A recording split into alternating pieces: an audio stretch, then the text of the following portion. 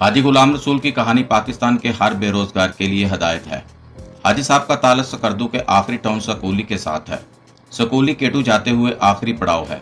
उसके बाद 8 दिन की पैदल मुसाफत के बाद बेस कैंप आता है। गुलाम रसूल का खानदान पोर्टर था। ये लोग मुहिम जुओं का सामान उठाकर बेस कैंप तक पहुंचाते थे। ये भी लड़कपन में पोर्टर बन गए और मुहिम जुओं का सामान उठाकर बेस कैंप तक पहुंचाने लगे। फितरतन खुददार, आजिज और मेहनती थे। मुहिम जुओं से मजदूरी के सिवा कुछ वसूल नहीं करते थे। ये जमकर मेहनत करते रहे और यूं पोर्टर से गाइड और गाइड से इंतहाई बुलंद इलाकों के गाइड बन गए। ये सन 2000 में जर्मन मुहिम जुओं के साथ स्नो लीग की तरफ गए। टीम में एक जर्मन खातून भी थी। वो इनकी आजिजी, मेहनत, लगन और खुददारी से बहुत मुतासिर हुई। चुनाचा उसने उन्हें शादी की ऑफर कर दी। हाजी साहब ने 3 शर्तें रख दी। एक, निकाह इस्लामी तरीके से होगा। दूसरा, मैं जर्मन शिफ्ट नहीं होऊंगा, अपने गांव में रहूंगा। और तीसरा, खातून स्कूली के बच्चों के लिए वेलफेयर का काम करेगी। खातून ने तीनों शर्तें मान लीं और दोनों का निकाह हो गया। हाजी साहब खातून के साथ जर्मनी गए और 4 माह बाद वापस आ गए। खातून ने रकम भिजवाई और गुलाम रसूल ने सबसे पहले स्कूली में छोटी सी डिस्पेंसरी बना ली। इसके बाद उन्होंने सकरदू में स्कूली की बच्चियों के लिए हॉस्टल बनाया। फिर लड़कों के लिए भी हॉस्टल बनाया गया और अब हाजी साहब और उनकी बेगम ने इस्लामाबाद में भी हॉस्टल बना लिया है। इसके साथ साथ उन्होंने स्कूली में पब्लिक स्कूल की इमारत भी खड़ी कर दी है। सवाल ये है, हाजी साहब ने हॉस्टल क्यों बनाए? उनका जवाब था, स्कूली के वालिदैन रिहाइश का बंदोबस्त ना होने की वजह से अपने बच्चों और बच्चियों को तालीम के लिए सकरदू नहीं भिजवाते थे। मैंने हॉस्टल बना दिए, जिसके बाद स्कूली के बच्चे तालीम हासिल करने लगे। इस्लामाबाद का हॉस्टल भी आला तालीम के मुतमन्नी बच्चों और बच्चियों के लिए है। मेरे इलाके के बच्चे इस्लामाबाद की यूनिवर्सिटियों में दाखिला लेते हैं और मैं उन्हें हॉस्टल की सहूलत दे देता हूँ। हाजी साहब चिट्टे अनपढ़ हैं।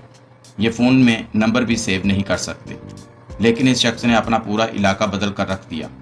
ये मुझसे याक होटल में मिलने आए और मैं अकीदत के साथ उनकी गुफ्तगू सुन रहा था तो ऐन उस वक़्त यूनान में कश्ती डूबने की खबरें आ रही थीं। इंटरनेशनल मीडिया दावा कर रहा था कश्ती में 400 पाकिस्तानी सवार थे। उनमें से सिर्फ 12 जिंदा बचे, जबकि बाकी डूबकर मर गए। वो 400 पाकिस्तानी एक तरफ थे और हाजी गुलाम रसूल दूसरी तरफ थे। आखिर ये शख्स भी पाकिस्तानी है। उसके पास भी तालीम नहीं और ये भी अपने ख़ानदान को खुशहाल ज़िंदगी देना चाहता था। उसने ये सब कुछ कैसे कर लिया? उसने अपने साथ साथ अपने पूरे ख़ानदान की ज़िंदगी कैसे बदल ली? ये 1 अरब रुपए का सवाल है। हमें ये मानना होगा पाकिस्तान में गुर्बत भी है, बेरोज़गारी भी है और लाकानूनियत भी, और हमारे मुल्क में सिस्टम भी इंतहाई कमज़ोर है। लेकिन हमें यह भी मानना होगा इस मुल्क में मौक़े की कमी नहीं। ये मुल्क अभी ज़ेर तामीर है।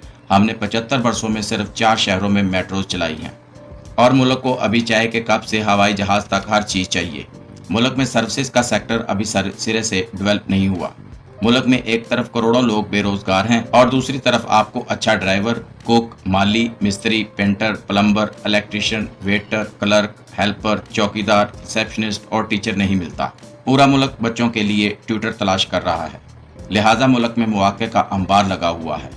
इस्लामाबाद, फैसलाबाद, सियालकोट, लाहौर और कराची का हर दूसरा शख्स सेल्फ मेड है और ये चंद ही बरसों में 0 से अरब रुपए तक पहुंचा। मैं इस्लामाबाद में चंद प्लम्बर्स, इलेक्ट्रीशियन और पेंटर्स को जानता हूँ। ये लैंड क्रूज़र पर आते हैं और उनकी 10-10 टीमें काम पर लगी हैं और लोग उनके पीछे भाग रहे हैं। लोग सिर्फ कोयला सप्लाई करके करोड़ों रुपए कमा रहे हैं।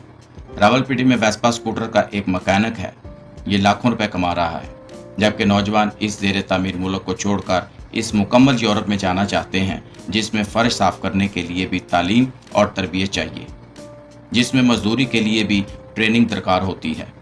और आप अगर एक बार वहां चले गए तो फिर इस वक्त तक वापस नहीं आ सकते जब तक आपके कागजात मुकम्मल नहीं होते, और कागजात की तकमील के लिए ज़ुबान, वर्क परमिट और ट्रेनिंग चाहिए। लिहाजा ये लोग यूरोप में सिसकते रहते हैं और उनके वालिदैन, बेटे या खामद की राह देखते देखते मर खप जाते हैं। मुझे यूरोप में चंद डेरों पर जाने का इत्तफाक हुआ। आप यकीन करें, उनकी कंडीशन नाकाबिले बयान होती है। एक एक कमरे में 10-10 लोग रहते थे, फर्श पर सोते थे और पुलिस के खौफ से इलाज के लिए डॉक्टर के पास भी नहीं जाते थे। ये लोग कागजात के चक्कर में तीसरे दर्जे की खवातीन से शादी भी कर लेते हैं और उनके हाथों ठीक ठाक जलील होते हैं।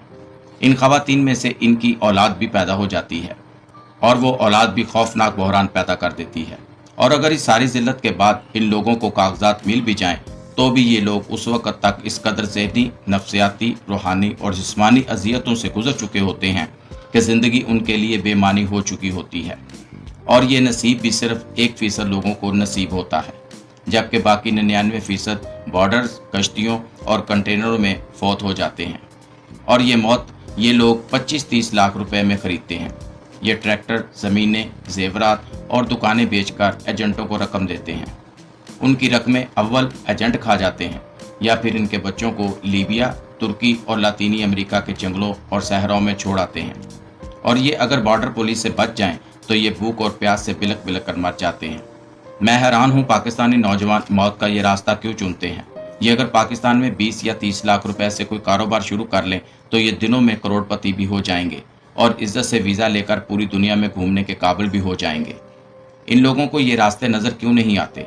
दूसरा, ये अगर हर सूरत यूरोप जाना चाहते हैं तो उसके लिए भी जायज़ और सीधे रास्ते मौजूद हैं। ये लोग मुल्क सेलेक्ट करें और इस मुल्क की ज़ुबान सीखना शुरू कर दें। यह सहूलत ऑनलाइन भी मौजूद है। आज गांव का लड़का भी मोबाइल फ़ोन के ज़रिए किसी भी मुल्क की ज़ुबान सीख सकता है। ये उसके बाद वो काम सीख ले जिसकी उस मुल्क में ज़रूरत है। मसलन स्पेन और इटली में खेती बाड़ी के वर्कर्स की बेतहाशा ज़रूरत है।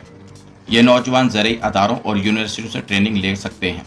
इस ट्रेनिंग के लिए ज़्यादा पढ़ा लिखा होना ज़रूरी नहीं होता। ये अनपढ़ होने के बावजूद ट्रेनिंग ले सकते हैं और ये उसके बाद इस रकम का सिर्फ 20% बैरून मुल्क वकील या रिक्रूटमेंट को देकर वर्क वीज़ा हासिल कर सकते हैं और बाकायदा जहाज़ में बैठकर बाहर जा सकते हैं। यह तरीका थोड़ा सा मुश्किल और लंबा है, लेकिन इसमें जान का ख़तरा भी नहीं है और रकम भी ज़ाया नहीं होती। और आप लोग ये अपने रोज़ाना के कामों या जॉब्स के साथ साथ भी कर सकते हैं। मगर शायद हम मजबूरी तौर पर एक बेवकूफ़ कौम हैं। हम भेड़ चाल में कुएं में छलांग लगाने वाले लोग हैं। लिहाजा हर 1-2 माह बाद कश्ती डूबने की खबर मिलती है, हम इस पर रोते धोते हैं और फिर अगली कश्ती का इंतज़ार शुरू कर देते हैं। मेरी हुकूमत बिलखसूस ओवरसीज़ मिनिस्ट्री से दरख्वास्त है, आप मुल्क भर में ओवरसीज़ एम्प्लॉइज़ पर सेमिनार करें और लोगों को बैरून मुल्क जाने और मुलाजमत करने का तरीका बताएं। इससे लाखों जानें भी बच जाएंगी और मुल्क में खुशहाली भी आएगी। मैं सकर्दू की तरफ वापस आता हूँ। हम सकर्दू में पहले दिन शुगर गए। हमारा दूसरा दिन कचौरा में गुजरा। सकर्दू एयरपोर्ट की दूसरी जानब पहाड़ों के अंदर 2 खूबसूरत झीलें हैं। बालाई झील अपर कचौरा झील कहलाती है। यह झील कचौरा गांव में वाक़या है और इंतहाई खूबसूरत है। वहाँ सिर्फ 4x4 जीप जा सकती है। रास्ता तंग और ख़तरनाक है, लेकिन आप जब झील के किनारे पहुँच जाते हैं तो सारी थकान दूर हो जाती है। झील के रास्ते में चाय खाने और छोटे छोटे होटल्स हैं। कचौरा की चेरी, शहतूत और खुबानियाँ बहुत मशहूर हैं। आपको ये कदम कदम पर मिल जाती हैं। झील में दर्जन के करीब नदियाँ और नाले गिरते हैं। ये ग्लेशियर्स का ठंडा पानी झील तक पहुँचाते हैं। आपको पूरी वादी में नदियों और नालों का जल तरंग सुनाई देता है।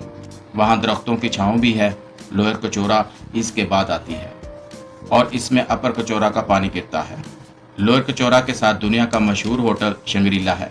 ये होटल हिट्स की शक्ल में झील के साथ साथ फैला हुआ है और ये अपने सेब के दरख्तों, सब्ज़ाजारों और खूबसूरती की वजह से पूरी दुनिया में मशहूर है। बल्तिस्तान क्या है, आप जब तक उसे देखेंगे नहीं, ये आपको उस वक्त तक समझ नहीं आएगा।